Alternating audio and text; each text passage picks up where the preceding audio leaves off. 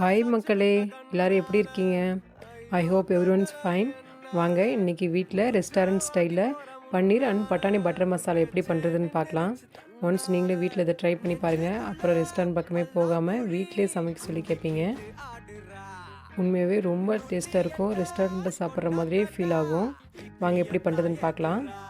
Stove on பண்ணிவிட்டு fry pan எடுத்துக்கிட்டு key add பண்ணிக்கோங்க.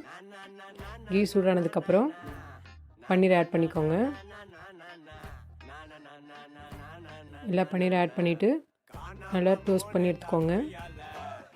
2 பக்கமும் ரோஸ்ட் பண்ணி எடுக்கணும். பாருங்க, ஒன் சைடு நல்லா ரோஸ்ட் ஆகிடுச்சு. இன்னொரு பக்கம் ரோஸ்ட் பண்ணி எடுத்துக்கலாம்.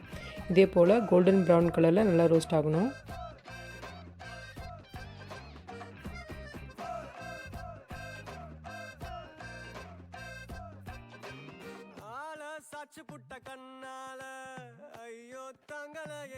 ரோஸ்ட் ஆகிடுச்சு.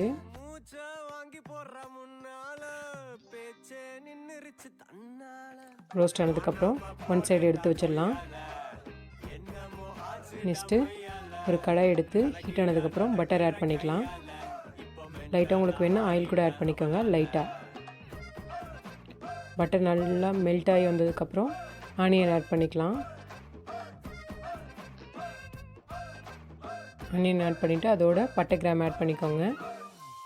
நல்லா சாத்தே பண்ணுங்கள். நல்லா ஒரு கண்ணாடி பதத்துக்கு வரட்டும்.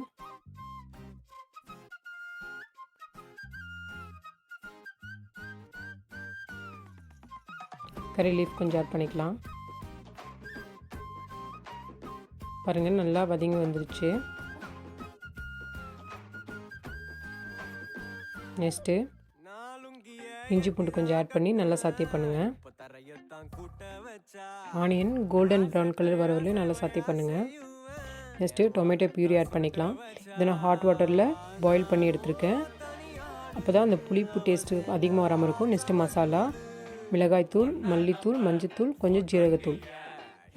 ரா ஸ்மெல் போகிற வரையும் நல்லா கொதிச்சு வரட்டும். லைட்டாக வாட்டர் ஆட் பண்ணிக்கோங்க.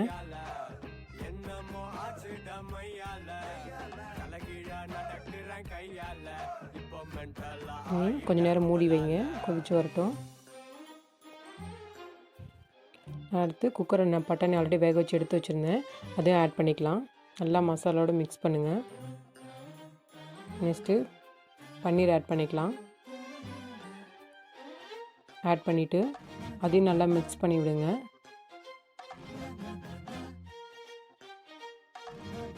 நல்லா மசாலாவோட மிக்ஸ் ஆகி வரட்டும். சால்ட்டு ஆட் பண்ணிக்கோங்க.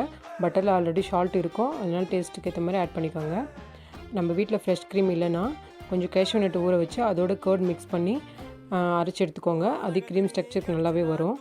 அதுவும் அதே போல் டேஸ்ட்டாக தாங்க இருக்கும். நல்லா மிக்ஸ் பண்ணிவிட்டு கொஞ்ச நேரம் கொதிக்க விடுங்க. பாருங்கள், இப்போ நல்லா வந்துடுச்சு.